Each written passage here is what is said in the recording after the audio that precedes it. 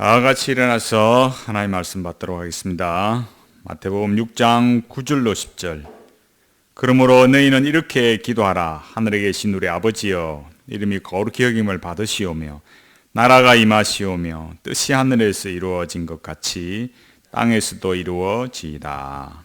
아멘. 예수님의 산상설교 103번째 시간입니다. 오늘은 나라의 임하심에 대해서 11번째로 살펴보려고 합니다. 오늘 설교는 하나님의 나라를 소망하고 살아가는 성도의 자태에 대해서 두 가지로 살펴보겠습니다. 하나님께서 택한 자들은 성령님의 역사로 예수 그리스도를 믿고 하나님의 복된 은혜의 왕국을 틀림없이 소유합니다. 우리는 예수 그리스도와 연합된 자이기 때문입니다. 예수 그리스도께서 계신 천상에 우리도 함께 있으며 예수 그리스도께서 우리에게 주시는 영광을 누립니다. 하나님의 영광과 천상의 기쁨을 누리는 것은 우리의 소원만이 아니라 하늘 아버지께서 기뻐하시는 일이고 예수 그리스도께서 원하시는 일이며 성령 하나님께서 즐거워하는 일입니다.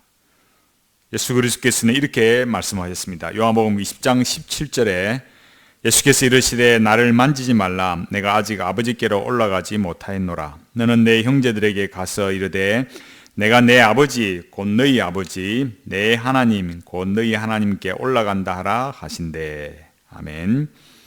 우리 주 예수 그리스도께서는 하나님의 나라를 우리에게 주시기 위하여 성천하셨습니다.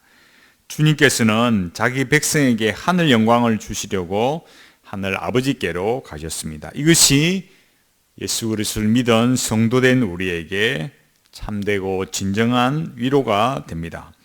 그리스도께서는 우리를 위하여 다가올 시대에 주어질 영광과 생명의 풍성함을 주시는 분이십니다. 성자 하나님께서는 우리의 그리스도로서 우리의 유익을 위하여 성부 하나님께로 가셨습니다. 성자 하나님께서는 하나님으로서의 주권과 능력을 나타내셨을 뿐만 아니라 우리를 죄에서 구원하고 하나님의 자녀로 영원히 영광스럽게 살아가도록 성천하셨습니다. 그리스도께서 우리를 위하여 예비하시기 때문에 우리는 반드시 그 나라에서 하나님의 나라를 소유하고 하나님의 나라의 영광을 충만하게 누릴 것입니다. 성경은 그리스도의 성천을 처음 익은 열매다 이렇게 말했습니다. 로마서 8장 23절에 이뿐 아니라 또한 우리 곧 성령의 처음 익은 열매를 받은 우리까지도 속으로 단식하여 양자 될 것 곧 우리 몸의 구속을 기다리느니라. 아멘.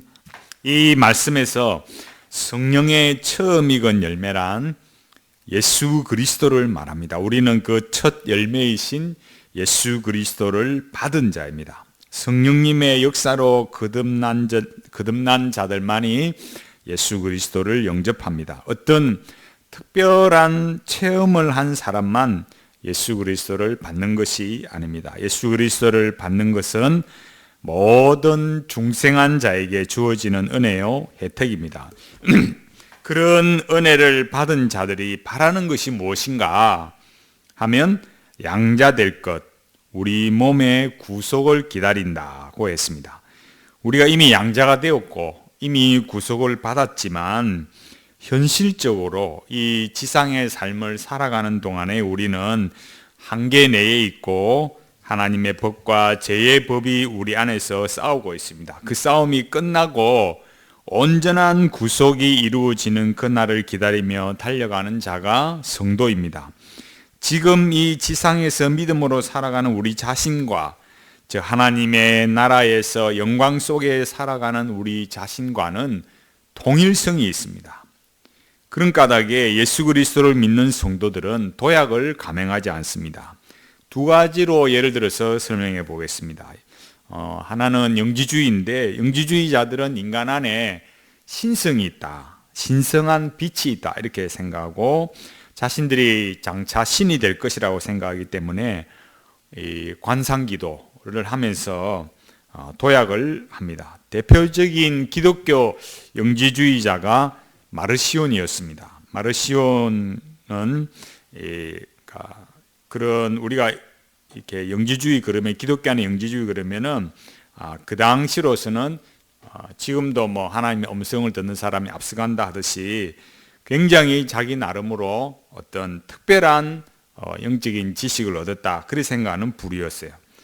근데 폴리갑이 마르시온과 토론을 하고 난 다음에 폴리갑이 뭐라고 말했냐면은 나는 네가 사탄의 맏자식이라는 것을 알게 되었다. 그렇게 단죄를 했습니다. 그만큼 영지주의자, 이 마르시온 이런 계열의 사람들이 비성경적으로 흘러가서 인간 안에 신성을 가지고 자신들이 신이 될 거라 생각하기 때문에 결국 이렇게 폴리갑의 단죄를 받게 되었고, 그런 방식들은 이 관상을 통해서 신이 되려고 하는 이런 방식들은 도약을 하는 것입니다. 또 윤회론으로 살아가는 사람들을 보면 이 세상에서 선을 행해서 다음 세상에서 더 나은 존재로 태어난다 그렇게 생각합니다. 자기가 공덕을 쌓으면서 자기 스스로 자기 존재를 변화시킬 수 있다고 믿기 때문에 그 무엇보다도 종교적 열심을 바칩니다. 앞서 영지주의자들 같은 경우에는 특별히 관상을 열심히 하는 거고, 관상 기도를 윤회론을 믿는 사람들도 역시 종교적 열심으로 돌을 닦거나 명상을 합니다. 그 종교적 열심이 그냥 재물을 많이 바치고 선하게 사는 정도가 아니라 명상을 하면서 영적인 세계로 들어갑니다. 그런 명상의 세계로 들어가는 것이 바로 도약을 감행하는 것입니다. 그러나 기독교 신앙은 이렇게 영지주의나 윤회론으로 사는 사람들은 자기 스스로 자기를 개발시킬 수 있는 그런 능력을 자기가 가지고 있다고 생각하는 이런 사람들과 다르게, 기독교인들은 우리 밖에서 예수 그리스도의 십자가의 대속으로 우리가 구원을 받고, 또 우리의 현실의 삶은 우리가 열심을 바쳐서 신비적인 방법으로 해결하는 것이 아니라 우리의 삶은 언약의 신실한 삶을 살아가는 것이기 때문에 열심을 바치는 것도 아니고 명상을 하면서 영성에 빠지지도 않는 것입니다. 이렇게 기독교 신앙과 영지주의와 윤회론으로 살아가는 이 세 부류를 살펴보면 결국 신앙이 현실을 살아가는 삶의 방식을 결정한다는 것을 알 수 있습니다. 그러면 하나님께서 우리에게 주신 보증이 무엇이겠습니까? 그러니까 은혜를, 우리가 하나님의 나라를 받을 거고, 우리가 우리 몸에 양자 될 거, 우리 몸의 구속을 바라는 자들이 우리에게 장차 저 하나님의 나라를 주실 거고, 지금의 삶과 저 장차 하늘나라의 우리의 모습과 통일성이 일치성이 있는데, 그러면 그렇게 하기 위해서 우리에게 주신 삶을 살아가도록 하는 언약적 신앙으로 살아가게 하는 보증이 뭐냐라고 할 때, 그것은 성령 하나님을 우리에게 주신 것입니다. 그것을 성령님의 내주하심이다 이렇게 말합니다. 우리에게 성령 하나님께서 계시다는 것을 무엇으로 알 수 있겠습니까? 그것은 우리가 예수 그리스도를 믿은 것입니다. 우리가 예수 그리스도를 믿었다고 할 때 우리가 잊지 말아야 할 것은 성령 하나님께서 예수 그리스도와 우리를 연합하셨다, 연합하게 했다라는 사실입니다.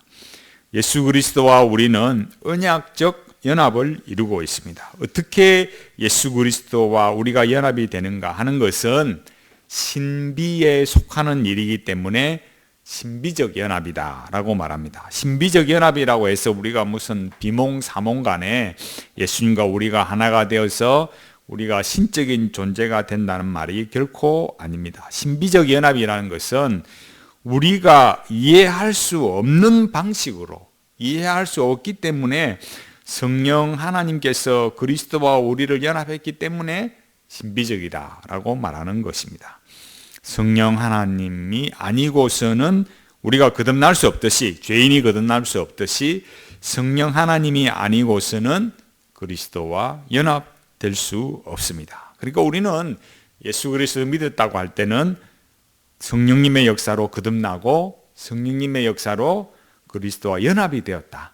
이 신앙을 배우고 믿고 배우고 가르쳐야 하는 것입니다. 우리는 보통 거듭났다, 예수 믿고 천국 간다 이렇게만 말하는데 우리의 신앙이 올바르게 언약 신앙으로 가기 위해서는 거듭났을 뿐만 아니라 그리스도와 연합이 되었다라는 거예요. 이 개혁 신앙의 중요한 핵심 중에 이 요소, 다시 말해서 그리스도와 연합되었다. 그러니까 기독교 이 개혁 신앙은 언약 신앙인데 그 언약 신앙을 말할 때 그리스도와 연합이 되었기 때문에 이 언약 안에 살아간다라는 겁니다. 그렇게 우리에게 성령님을 주시고 하나님의 나라를 유업으로 주실 것을 확정하셨음에도 불구하고 하나님께서는 우리에게 기도하라고 말씀하셨습니다.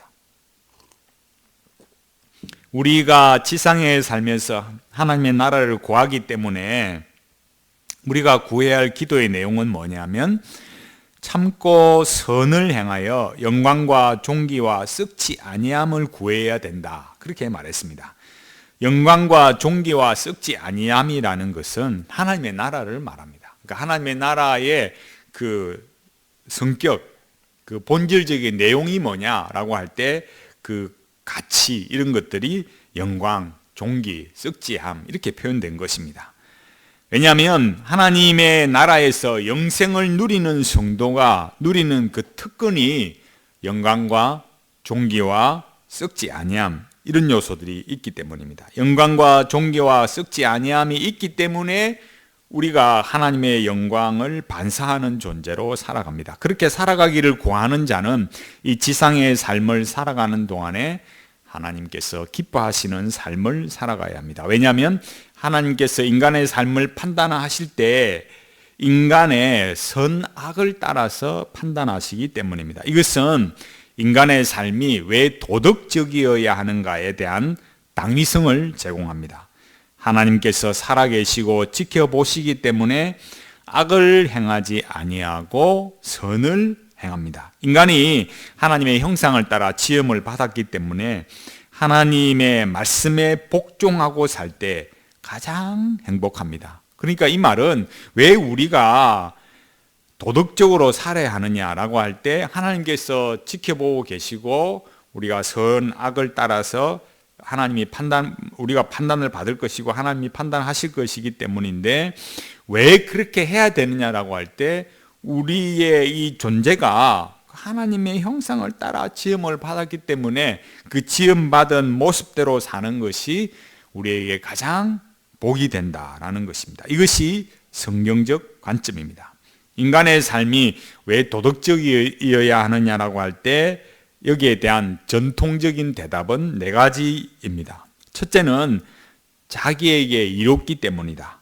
두 번째는 신이 명령하기 때문이다. 세 번째는 모든 사람의 이익과 부합하기 때문이다. 네 번째는 단지 그것이 옳기 때문이다.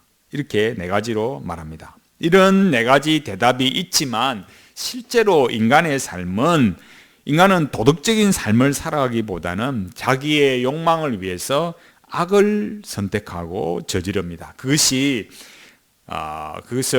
세상 철학으로 말해주는 것은 플라톤의 국가론 2권에 나오는 기게스의 반지 이야기입니다. 이 기게스의 반지 이야기가 그 반지의 제왕, 우리가 알고 있는 그 반지의 제왕의 모티브를 제공했습니다. 이 기게스의 반지 이야기는 그 전설인데 기게스가 리디아 왕 칸다울레스를 섬기는 목동이었습니다. 기게스가 양을 치고 있었는데 어느 날 갑자기 큰 지진이 일어났고 그 지진이 일어난 자리에 땅이 갈라져서 동굴이 생겼습니다. 기게스가 호기심이 생겨서 갈라진 동굴 속에 들어가게 되었는데 동굴 안에는 아주 큰 거인의 시체가 놓여 있었는데 그 시체에 금반지가 손가락에 끼워져 있었습니다. 기게스는 그 거인의 손가락에서 반지를 꺼내 들고 밖으로 나왔습니다. 그러다가 양치기 이 기게스가 우연찮게 자기가 끼고 있는 그 반지를 한쪽으로 돌리면 투명 인간이 되고 또 한쪽으로 돌리면 자신의 모습으로 다시 돌아오는 것을 발견하게 되었어요. 그걸 보고 자기는 자기에게 이 보이지 않게 하는 힘이 있구나, 이걸 알고 왕을 암살하고 칸다올레스 왕을 암살하고 리디아의 왕이 되었습니다. 이것은 이제 인간이 아무리 이렇게 선을 행하고 싶어도 결국 욕망을 따라서 악을 행하더라라는 것을 보여주는 겁니다. 소크라테스와 이 글라우콘이 이거를 이제 두고 논쟁을 합니다. 그래서 글라우콘은 도덕은 내가 무능하고 힘이 없기 때문에 마지못해 지키는 것이다, 이렇게 말하는 대신에 소크라테스는 도덕이 수단화되는 것은 옳지 않다. 자기의 이익이 올바르게 행동하는 의무감과 같고 사회 전체의 이익과 같기 때문에 인간이 도덕적으로 행동한다, 그렇게 말했어요.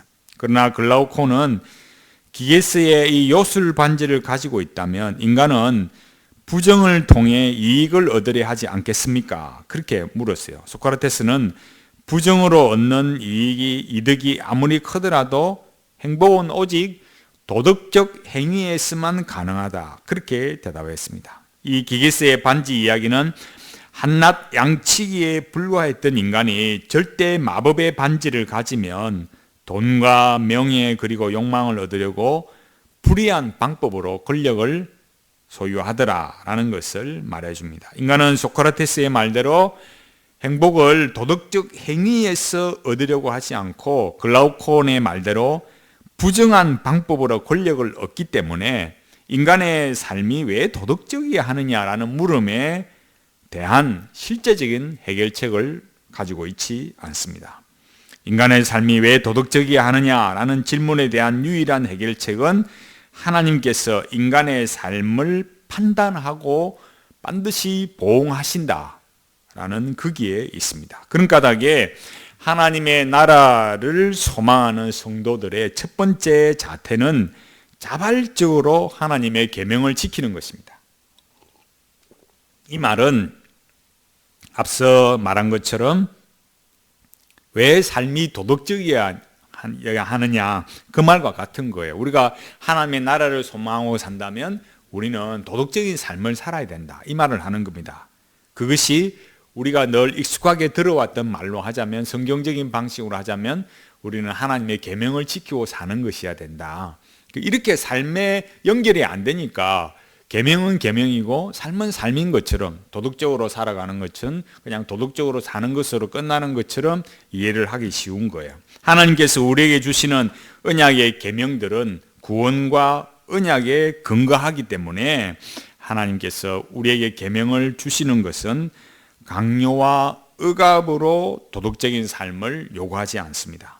계명은 첫째로 우리가 생각할 것은 하나님을 섬기는 방식이에요. 하나님의 구원과 언약 속에서 우리는 하나님을 섬겨가는 것입니다. 구원과 언약이 우리에게 관계, 존재, 사명을 부여합니다. 예수 그리스도를 믿고 새 생명을 얻은 자는 이 언약의 계명대로 살아가는 것을 즐거워합니다. 계명대로 사는 것은 우리로 하여금 이 도덕적 삶을 살아가게 하는 참된 기준을 말합니다. 인간은 인격체이기 때문에 도덕적인 삶이 없으면 나 자신도 이 인생을 살아갈 수 없고 이 사회가 유지가 될 수 없습니다. 그래서 기독교 신앙은, 우리의 이 신앙은 언약 신앙이고 삶은 언약적 삶이라야 합니다. 신앙과 삶이 왜 그러면은 오늘날 우리 한국의 기독교가 왜 그럼 신앙과 삶이 언약적 신앙, 언약적 삶이 아니냐라고 말하면, 그런 질문에 말하면 대답은 뭐냐면 종교성으로, 종교적 열심으로 삶을 살아가고 또 삶의 문제를 해결하려고 하는 거예요. 내가 하나님의 말씀에 맞지 않게 살아온 것이 무엇인가, 계명에 신실하지 못한 것이 무엇이었는가를 살피고 자기를 지배하는 규범을 고치고 죄악을 버리고 삶을 바르게 살아가려고 하지 않고, 자기가 뭘 잘못했다 그러면 어느 날 갑자기 막 기도를 갑자기 열심히 한다든지 헌금을 많이 낸다든지 이렇게 해서 내가 하나님께 이런 열심을 내니까 하나님이 다 해결해 주십시오. 내가 이렇게 부르짖는데 하나님 왜 해결 안 해줍니까? 이런 방식이 되어버리는 거예요. 물론 우리가 당연히 하나님 앞에 우리의 마음을 표시하는 헌금을 드려야 되고 기도를 해야 되는데, 뭘 안 하고 하느냐면 자기 삶을 하나님의 계명을 따라 살피지 않는다라는 거예요. 예수 그리스도를 믿고 자기의 죄를 자각하고 난 다음에 자기 영혼을 심각하게 돌아보는 눈물을 흘린 것은, 누가 우리 보고 야, 너 좀 그렇게 기도할 때는 뭐 눈물을 흘려야 되지 않겠냐, 이렇게 말을 해서가 아니라는 거예요. 지금 이야기는 뭐냐면, 우리가 계명을 살아내는 그 근거가 어디서 나오냐를 말하는 것입니다. 성령 하나님께서는 우리의 영혼을 가난한 상태로 만들어서 우리의 비참한 실상을 알게 하고, 예수 그리스도만이 우리의 구원이시라는 것을 믿도록 역사하셨기 때문에 그 일어나는 반응이 영혼의 고통과 눈물입니다. 그 영혼의 슬픔을 겪으면서 예수 그리스도의 구원을 갈망하는 마음을 주신 것을 두고 원망할 사람은 아무도 없습니다. 오히려 하나님께서는 우리 영혼에 하나님의 그 부성적 사랑의 그 십자가의 사랑으로 감격하게 하시고, 십자가의 피 흘림으로 우리를 구원하신 그 사랑으로 삶을 거룩하게 살아가게 하십니다. 사도 요한은 이렇게 말했습니다. 요한일서 5장 3절에 하나님을 사랑하는 것은 이것이니 우리가 그의 계명들을 지키는 것이라. 그의 계명들은 무거운 것이 아니로다. 아멘. 하나님을 사랑하는 것은 낭만적인 게 아닙니다. 그럼 뭐 해야 되느냐? 하나님의 계명을 지키는 것이 하나님을 사랑하는 것입니다. 그런데 그 계명들은 우리에게 무거운 것이 아니다라고 말했습니다. 과연 율법의 계명이 무거운 것이 아닐까요? 예루살렘 회의에서 사도 베드로가 이렇게 말했습니다. 사도행전 15장 10절에 그런데 지금 너희가 어찌하여 하나님을 시험하여 우리 조상과 우리도 능히 매지 못하던 멍에를 제자들의 목에 두려느냐. 아멘. 사도 베드로가 이렇게 말한 이유는 할례를 받지 않은 이방인 교회, 그들에게 하나님의 구원의 은혜가 주어졌기 때문입니다. 이건 우리가 지금 이 현실로서는, 우리로서는 이해하기 굉장히 어려운 부분이에요. 이방인 교회에 하나님의 구원이 주어졌다. 이거는 유대인들의 관점에서는 굉장한 충격이에요. 우리가 뭐 천지개벽이라 할 만큼 예수님을 그리스도로 믿었다는 게 유대인들에게도 충격이고, 굉장한 충격이고, 저 이방인이 구원을 받았다, 하나님의 구원이 주어졌다, 굉장한 충격이에요. 우리 이 한국적 점수로서는 이걸 이해하지 못합니다. 그래서 그런 구원의 은혜가 주어졌기 때문에 믿음 이외에 다른 것이 구원에 추가되어서는 안 된다, 이걸 말하려고 했어요. 믿는 유대인 중에서 이방인들이 예수 그리스도를 믿었다 할지라도 우리가 받는 할례를 받게 해야 된다, 이런 주장이 일어났습니다. 이거는 우리가 다음에 사도행전 살펴보겠지만은 유대주의, 친유대주의 성향을 가진 이 예루살렘 교회가 그만큼 이렇게 실력을 발휘하고 있다라는 것을 말합니다. 그러나 사도 베드로는 오직 예수 그리스도를 믿는 믿음 외에 다른 어떤 것을 추구하는 짐을 지우서는 안 된다라고 강력하게 말하고 이 논란에 종지부를 찍었습니다. 사도 베드로가 우리 조상과 우리도 능히 매지 못하던 멍에라고 말한 것은 사도 베드로를 비롯한 12제자와 예루살렘 교회에 속한 모든 성도도, 그리고 그 어떤 유대인이나 그들의 모든 조상도 율법을 완벽하게 지켜내지 못했다. 결론적으로 여기 사도 요한이 말한 것처럼 그의 계명은 무거운 것이 아니로다라는 말과 상치되는 것처럼 그렇게 들리는 거예요. 왜냐? 율법을 지키는 것이 그만큼 힘들었으니까요. 그러면 요한일서 5장 10절에 말하는 그의 계명들은 무거운 것이 아니로다라는 말씀은 무슨 뜻이겠습니까? 이 무거움, 곧 어려움이라는 것은 율법의 본질 때문에 일어나는 일이 아니라 우리 육신의 악 때문에 일어나는 일이라는 거예요. 왜 무거운 것이 아니겠습니까? 그러면 하나님으로부터 태어난 모든 하나님의 자녀들은 하나님을 사랑하고 이웃을 사랑하는 자, 서로 사랑하는 자들이기 때문입니다. 또한 하나님으로부터 태어난 자들은 서로 사랑함으로써 세상을 이기는 자들이기 때문입니다. 하나님을 사랑하는 것이 형제를 사랑하는 것으로 나타나는 것이 성도의 사랑입니다. 그 사랑으로 우리가 하나님의 자녀인 것을 증거합니다. 그런 까닭에 하나님의 계명이 무거운 것이 아니다, 그걸 말하는 겁니다. 오직 예수 그리스도 안에서 자기 존재와 사명을 아는 사람, 관계와 존재와 사명, 의미와 통일성을 공급받는 성도만이 하나님의 계명을 무겁게 여기지 않습니다. 그 어떤 하나님의 계명이라도 그 하나님의 말씀을 지킴으로 하나님을 섬기고 사랑하고 이웃을 사랑하고 살아가는 길이기 때문에 더 신실하게 감당해 갑니다. 왜냐? 왜 그래야 되느냐? 우리는 이 세상의 부조리, 다시 말해서 이웃들과 이 삶과 투쟁하기 위해서 예수를 믿었고 이 세상에 태어난 것이 아니라 서로 사랑하기 위해서 태어났기 때문입니다. 칼빈은 기독교인의 자유를 말하면서 율법의 제3용도를 율법의 가장 주된 용법이다, 이렇게 생각했어요. 칼빈은 중생한 자들에게 있어서 율법은 그들이 열망해야 하고 그 지식 안에서 경고해져야 할 하나님의 뜻이 무엇인지를 매일 더 잘 그리고 더 확실하게 분별할 수 있는 최상의 기관이다, 이렇게 말했어요. 그러니까 율법을 알아야, 그 계명을 알아야 하나님의 뜻이 무엇인지 알고 우리 삶의 규범이 된다. 그 하나님의 계명이 우리의 규범이 될 때 언약신앙으로 바르게 살아가고, 그렇게 할 때 우리에게 자유가 있다라는 거예요. 쉽게, 이렇게 가장 쉽게 이야기하자면 철도는 철길을 달려야 하고 우리가 운전을 할 때도 그 도로에 선을 그어난 대로 그대로 달려야 안전하고 자유함이 있는 것과 같습니다. 칼빈은 시민국가에 대해 말하면서도 일반 법률의 기초가 어디에 기초해야 하는가라고 말할 때 성경을 도덕법으로 적용시켰습니다. 왜냐하면 하나님의 율법은 경건과 사랑에 기초하고 있기 때문입니다. 그러니까 우리가 도덕적으로 살아가기 위해서는, 우리가 다음 또 설교에서도 나오겠지만, 하나님을 두려워하고 사랑하는 그런 마음이 없으면 도덕적 삶이 안 된다라는 거예요. 그래서 도덕법이라는 것은 뭐냐면,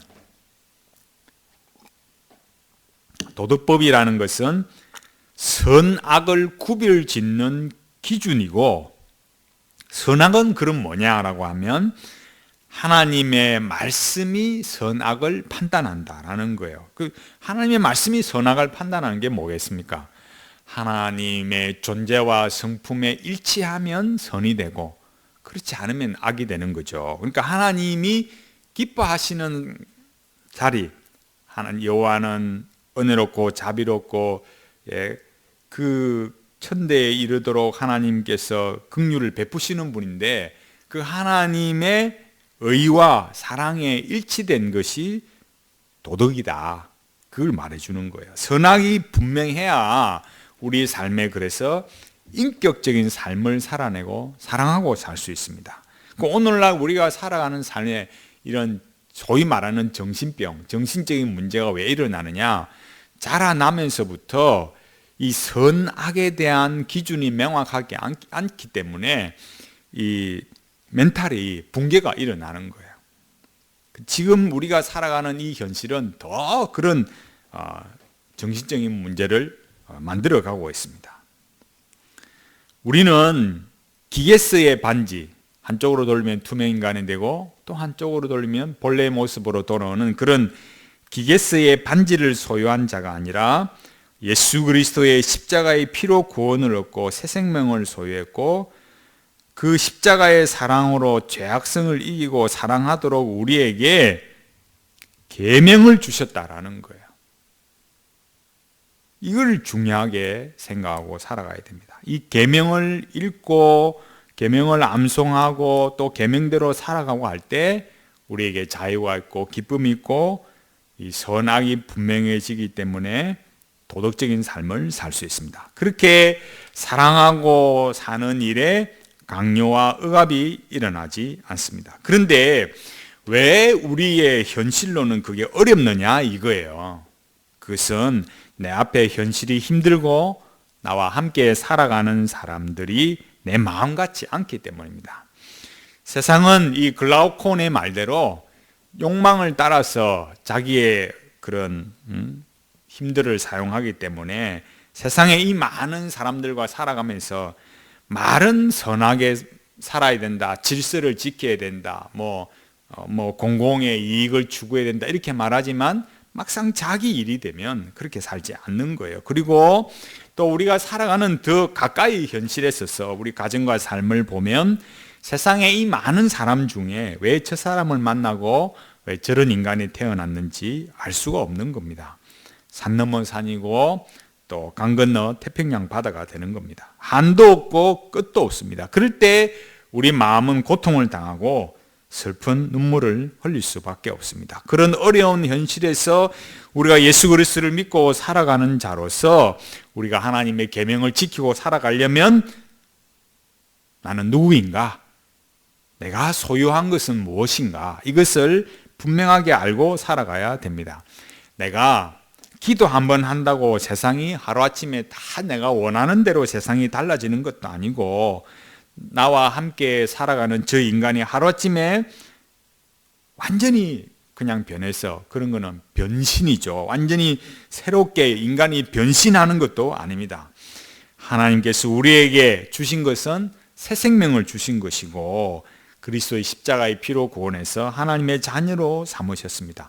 우리가 소유한 것은 믿음이고 하나님의 나라고 하나님의 계명이다. 이걸 분명하게 알아야 되는 거예요.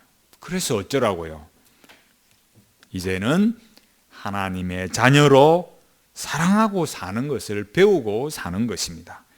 그것이 도덕적으로 산다. 인격적으로 산다. 하나님의 나라를 바라보고 살아간다. 그렇게 말하는 그 도덕법의 내용이고 우리 신앙의 실제다라는 거예요. 우리가 아침에 일어나서 저녁까지 수고하고 애쓰는 모든 것은 사랑하기 위한 것이고 사랑하는 것입니다. 일하는 것도 사랑하기 위해 일하고 또 눈을 맞추고 마음을 맞추는 것도 사랑하기 위해서 그렇게 사는 것입니다. 우리 마음에 하나님의 계명이 지배하고 있다 이렇게 했을 때 우리 마음에 무엇이 첫째로 우리에게 와 있다는 거겠습니까? 그것은 하나님의 진리가 우리 안에 가득하다는 뜻입니다. 하나님의 진리는 하나님의 계명입니다. 하나님의 계명이 우리에서 그러면 충만해져서 그 뭐가 나오느냐 했을 때 사랑이 나온다라는 거예요.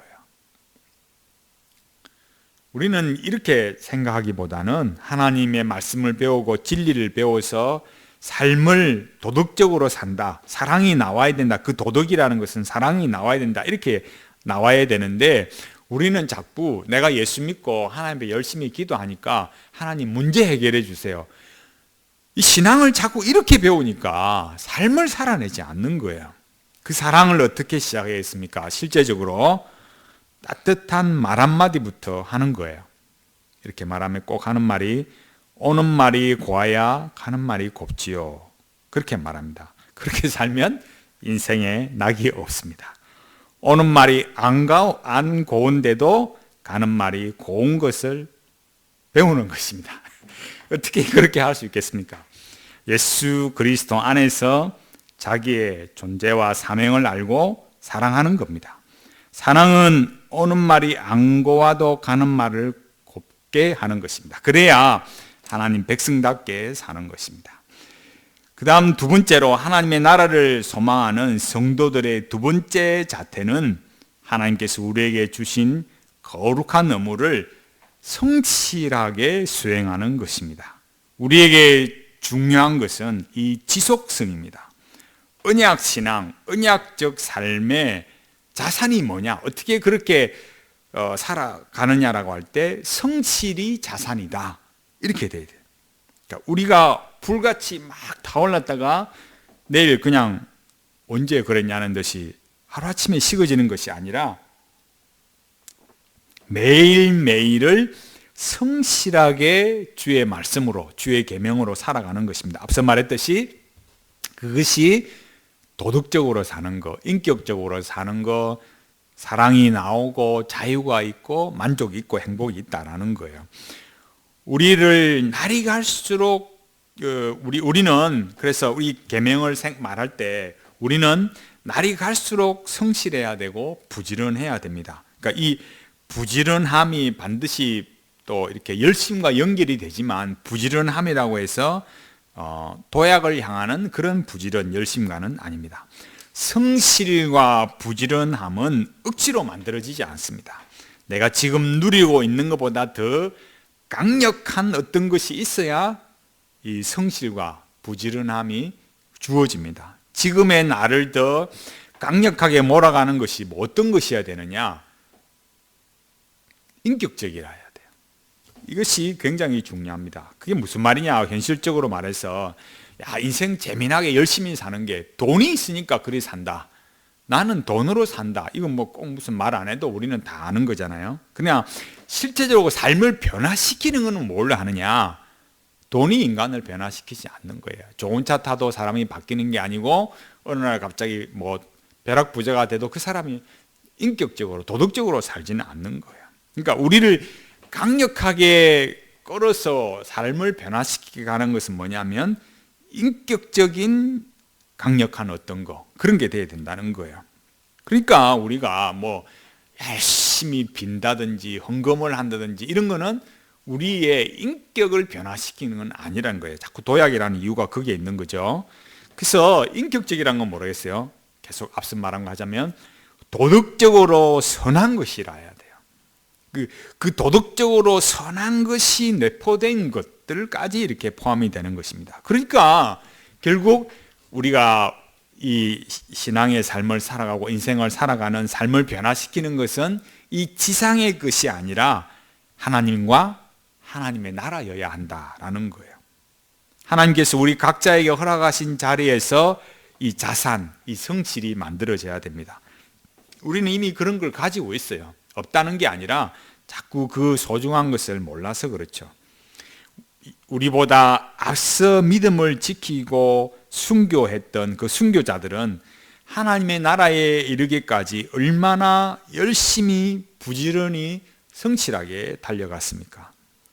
우리가 한국 외국에 놔두고 우리 한국의 순교자 열전 이런 걸 읽으면 정말 이 미개한, 그때는 참 우리나라가 너무너무 미개했었죠. 그런 나라에 와가지고 말할 수 없는 고통과 어려움 속에서도 참 교회를 섬기기 위해서 오늘은 여기 설교하고 내일은 저 마을에 걸어서 정말 고생을 많이 하셨어요.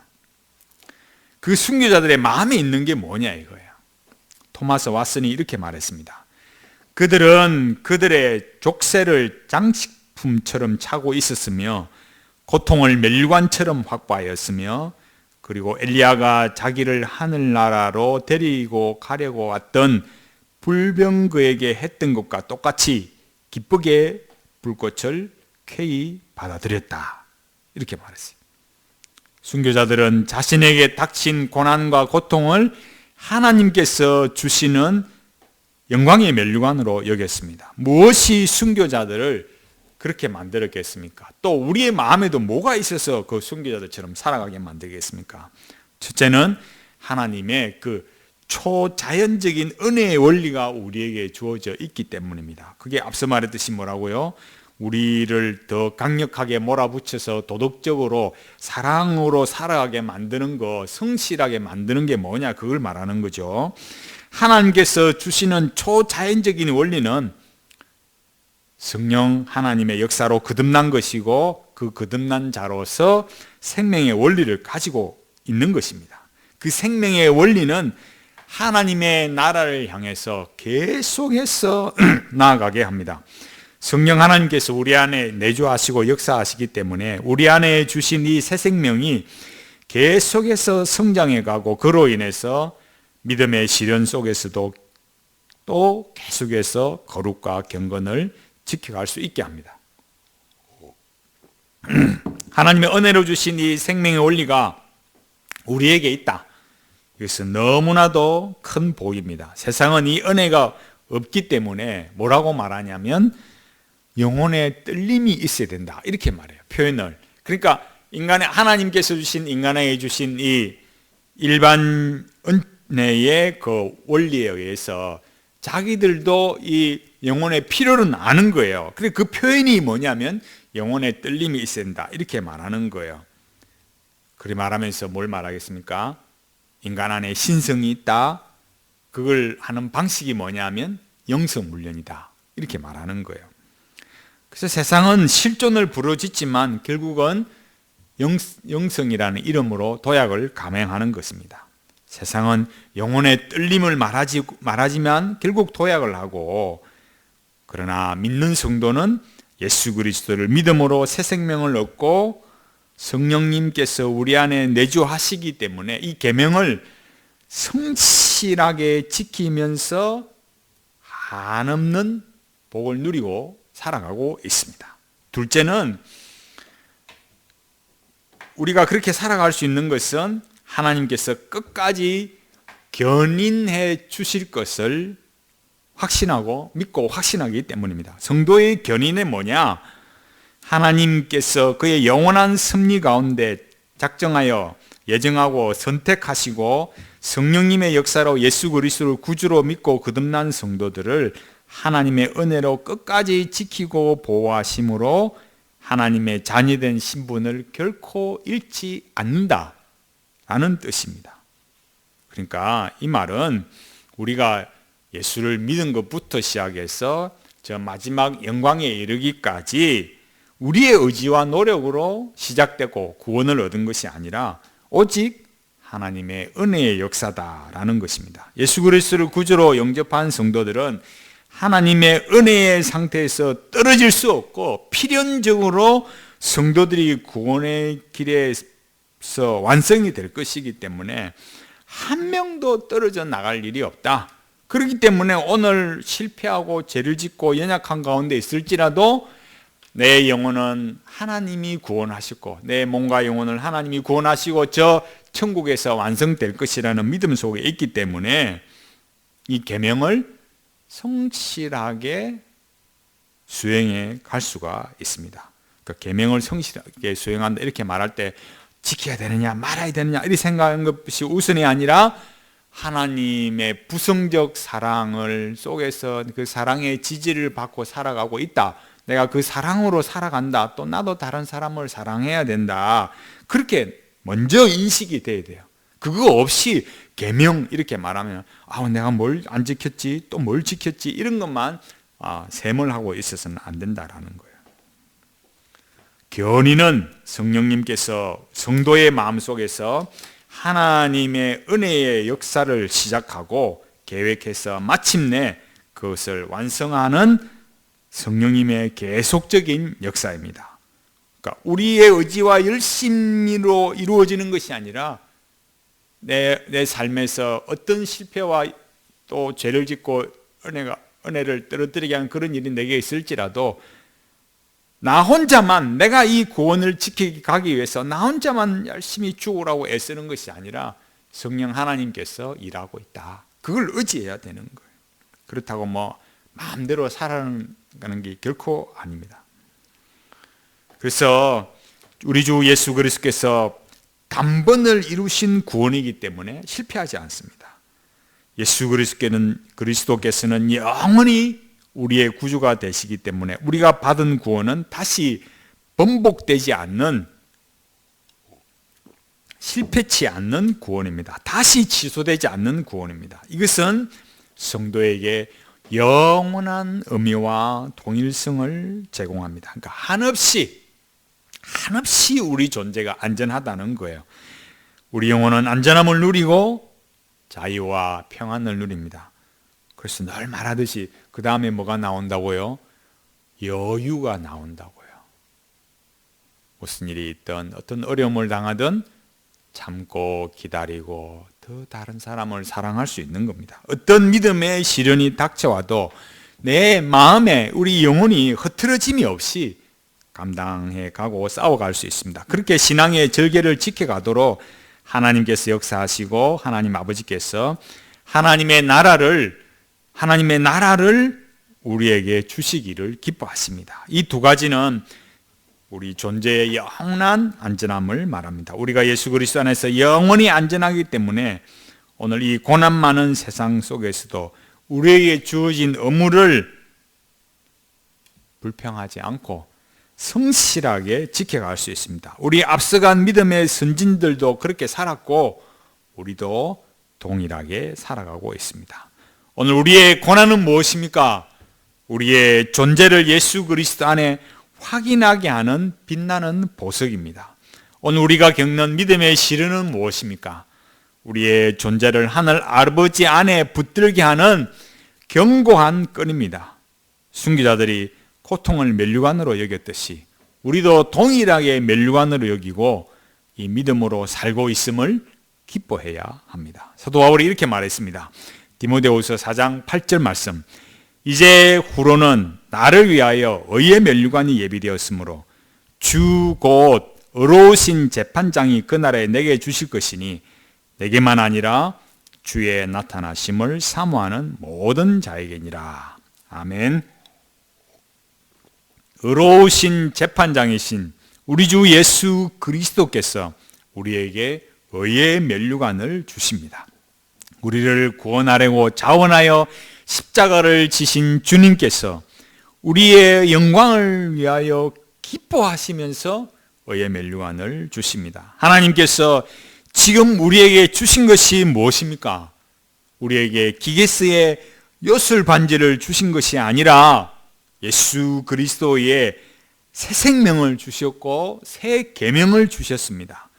우리의 새 생명은 예수 그리스도 안에서 영원히 안전하고 우리에게 주신 새 계명은 우리가 서로 사랑하고 살고 선하게 살도록 하는 참된 기준입니다. 이 복된 은혜를 충만하게 누리면서 우리에게 맡겨주신 가정과 그 가정과 삶에서 이 생명의 원리대로 계명대로 성실하게 부지런히 살아서 거룩하게 살아서 더 많이 사랑하고 살다가 아버지 하나님의 나라에서 영광을 누리는 주의 백성들이 다 되시기 바랍니다.